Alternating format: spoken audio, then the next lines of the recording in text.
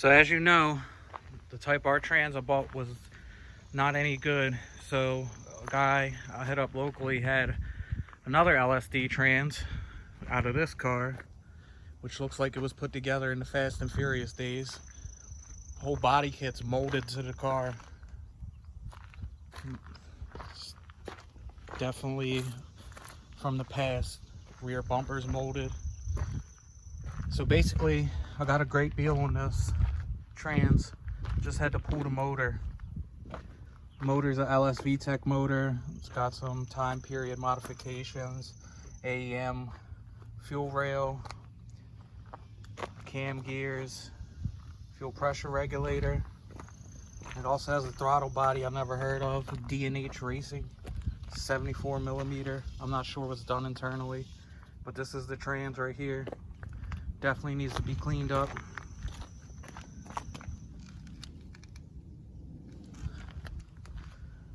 But that'll be the next thing I'll put in the car. I guess I gotta order some more axle seals, and I'll take out those Speed Factory springs that I'll put into the Type R trans and throw them into here. Hopefully this one works. If not, he already told me I could get a refund. If it doesn't, it just sucks pulling the motors or pulling the transmission in and out of the car so many times. So that's the job for this weekend. Alright, so here's the transmission. It's all cleaned up. I went through and brake cleaned it. I used spray 9 scrub brushes to get all the grease and stuff off. When I cleaned it and I was spraying it off with the hose, I put some trash bags down in here. This is just like a regular grocery store bag. So basically, after I sprayed it all down, let it dry, if any water or anything seeps down in here before I put this in the car, I'm going to flip it sideways and fill a quart of cheap oil through the speed sensor hole and just let it drain straight out, and that should get most the moisture out. But I don't think any of the water really got in here because I usually just put a 2x4 on one side, so it's kind of leaning, so the water wants to come that way. But this transmission is either a SIR or a Civic Type R. It is a LSD. Hopefully I don't have any problems with this one like that Type R transmission that I just bought. Kind of sucks that I lost out on that money, but I guess sometimes you gotta spend some money to figure out if people are honest. But this is the VIN tag off that transmission. But either way, I just really want the transmission for the LSD because I already have another B16. And if worse comes to worse, I'm just going to pull the GSR transmission off the white car and put something else on that. But I don't know. This transmission definitely has been opened up before because you can see on this bolt, it's a little strip. They have RTV around here, and the RTV is kind of popping out and coming off in some spots. So I'm thinking about probably opening this up tomorrow and then just resealing it. I haven't done that before, but from the videos I've seen, it looks pretty easy. So if I do end up doing that, I'll give you guys a little walkthrough. I do have to remove the Speed Factory springs that I put in the Type R transmission. I'm going to throw those in here. But hopefully I'll be able to put this in this weekend because I have to work tomorrow. And it's supposed to rain on Saturday, so Sunday's looking like the best bet for me. But once we get to that point, the next clip is either going to be me resealing it or putting the transmission in the car. Alright, so like I said in the last clip, I'm going to reseal this transmission. So I picked up some Honda Bond, and I picked up the axle seals and transmission fluid from Honda. And there are the part numbers. This stuff was pretty expensive. It was like 98 bucks just for the fluid, the 2 seals, and the Honda Bond. But anyway, so I haven't done this before, but I read up on it. So basically you're going to take this off. It's a 1/2-inch socket fitting. So once you take off that 1/2-inch bolt, down in here there's a C-clip. I just spread mine open with some needle nose pliers.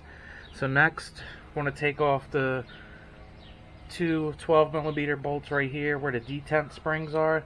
Make sure you don't lose the springs or the balls. And then you're also going to take off this 14 here. And once you get those out, then you're going to take all the 12mm. It's 16 if I'm not mistaken. So I'm going to do that real quick. So I got the case off once I took all those bolts out and got that C-clip undone. It just came straight up. I just had to pry a little bit off of this corner right here. You'll see a space where you could pry it if you have it with a pry bar. Once that end comes up, just lift it straight up, it'll come off. So also cleaned off the magnet, which is right here. There's a little lip, you just put your finger in there and kind of slide it up like that, come out, push it back down. So right now I'm going around here and trying to clean up all the RTV that was previously on here, and I'm going to have to do it to this side too. So once I get that done, I'm going to go through and clean it with brake clean on the surface area, and then I'll show you what it looks like with the Honda Bond. Alright, so I got everything cleaned off, all the gasket. I went through with brake clean and wiped everything down. On this side I have a nice layer of Honda Bond all the way around. So basically I'm just going to put this side back on this side, and then we'll tighten up the 12s on the bell housing first. Those are 20 foot-pounds. Alright, so it's all back together. The two bolts with the springs in it and the little ball, I'll just hand tighten those back up because these are coming out again tomorrow when I take the speed factory springs out the other transmission. But all these 12s going around, those all get torqued to 20 foot-pounds. This 14 right here, 30 foot-pounds. And then when you put this back on, you want to put some Honda Bond around it. And then I didn't torque that down because I'm not sure what the spec is, but I'll just put it so it's snug. I didn't use an impact gun or anything.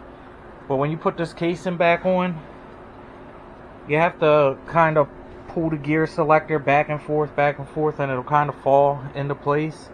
And then what I did was I followed someone else's tutorial where you tighten up this bolt here and this bolt just snug, not any torque on it, and then you pull that snap ring open, and once it stays open, they said pry the bearing up. I had no luck doing that, so what I did was I got a pair of tiny needle nose pliers and I grabbed the edge of the bearing and I just pulled it up, and then the snap ring snapped into place. But that's going to wrap this up. I may just hurry up and spray the bolts again, but I really don't care as long as it's not covered with grease. But next clip, I guess I'll show you me pulling that transmission out the car again tomorrow. Hopefully I have better luck with this one. Alright, so as you've seen in the last clip, something's wrong with this transmission. I have no clue what it is, so I'm just going to pull it and swap out the other one that I have. So first thing we're going to do is pull out the slave cylinder, disconnect the reverse sensor, come over here to ground, disconnect the battery, pull the starter, and then we'll jack the car up and drain the fluid and start getting the axles and stuff pulled out. So everything's off at the top now. I even got the 17mm that goes through the transmission on a T-bracket. So I have the wheels off and then the axle nuts on both sides. Right now I'm just going to drain the transmission fluid, get that emptied out, and then while that's draining I'm going to start on taking off the intermediate shaft, the 3/14s, and disconnect the shift linkage. Alright, so I know I'm terrible at filming, but if you really want to know how to take off the transmission, just go back to the video where I show you how to change a clutch. I'm pretty sure I did step by step how to take it off. But basically the transmission's in, the old one's sitting right here. I just have to hook up the battery and just once over the car real quick to make sure I hooked everything back up. Hopefully I have a successful test drive. So once I hook the battery up and warm the car up, I'll let you guys know how that goes. Alright, so I just came back from my test drive. Transmission seems pretty good. I don't know, when you put it in reverse, it doesn't seem like it's in reverse. Like it doesn't pull back as far as in gear as like if you're going into fourth or second, but it goes in, and it's a little stiff going into first gear. I didn't really beat up on it too much, but I did do a first second gear pull and it seems fine. So one of my axles is starting to click now.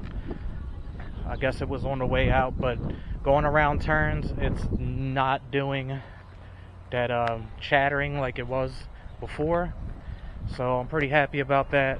I am going to look for someone to rebuild that Type R transmission for me because I would Much rather have that and then just keep this B16 as a backup, and then maybe get that rebuilt in the future.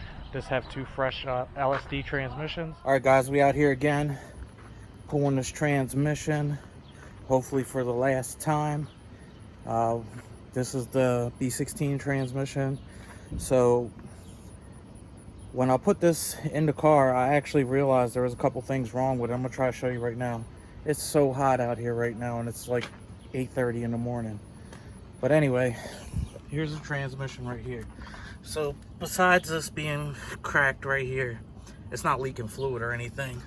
But when I went to go put the mount bolts in, I don't know if you're gonna be able to see it, but right here, whoever had this transmission before put a long bolt in there that was way too long, so it punctured the transmission case. You can actually see straight down into the gears if you look down in here. So I didn't notice that until I was all the way done putting this in last time. So pretty much I have the original LS trans that came out of this car, and I'm gonna pull the case off of that and just swap those out, because I really don't trust these threads right here either, because like, look at this stud. I don't know if you can see it, but it's wobbling, and I drive this car pretty far to go to the track, so I just want a peace of mind. So basically I'm just going to pull this out, separate the case, reseal it, and then put the LS one on there and throw it back in. All right, so the new transmission housing is on. Put the seal out of the other one on there, since this only had like 1.5 miles on it. I was super careful when I took it out. I sealed everything up with Honda Bond. These are 20 foot-pounds, hand tighten, 30 foot-pounds. So I'm confident that these studs will be much better than the other ones that were on there. I'm gonna take the stud out of the transmission housing right here and put that in there, and I have a bolt for this one. But everything is going together pretty smooth. So this is what I was telling you earlier when it was on the car. If you look right through here, that's the mount hole. You can actually see inside the transmission, because that's the light down there. See? So that's one thing I was worried about, if it starts to get past the Honda Bond I put on the bolt and leaking out. And plus, that's just super ghetto. I had a LS transmission sitting right here I'm not using. That's the junk Type R transmission I have to take apart and get it rebuilt. But I'm gonna pull out one of these studs. Like, I could hand loosen this one out. That's why I didn't trust this case. So I'm gonna put that in this. Before I tighten it down, I'll probably put some thread locker on it. But this is getting ready to go back in the car now. I'm just gonna take a break. Super hot, but I want to give the Honda Bond some time to cure. Even though it says it takes like 16 hours, I'm just going to send it. But pulling this in and out is a real pain in the ass, to be honest with you. I'm going to leave this LS trans undone. I'm just going to sit the case back on top of it, and then eventually later on I'm going to try to pull this Type R transmission apart and see if I can compare that to this, because I know this is a good working transmission with no grinding gears, and see if I can figure out what's wrong with that just by looking at it. But anyway, give this a couple minutes to dry, probably like 20 minutes, half hour, and then the time that it takes to put back in the car, it should be good. And then I got a new axle for this side, so we'll put that in, fill it up with trans fluid, and hopefully by the end of this video I'll be able to take you guys for a ride with me. So I was just about to throw the transmission on, and I noticed one of the ears on this throwout bearing is broken off. So I got a new one right here. But also, if you look at the pivot point for that fork, the one on the left is off the B16 tranny. The one on the right's off the Type R tranny. When I put the fork on with the one on the left on, it was super like wobbly and just flopping around. So I'm going to try to switch this out and see if this makes a difference. All right, so I got this back on now, and this is actually much better. Before, if you moved it from the slave cylinder side, this thing was super floppy. So now it feels a lot better. So now I guess I'm about to throw this transmission in now.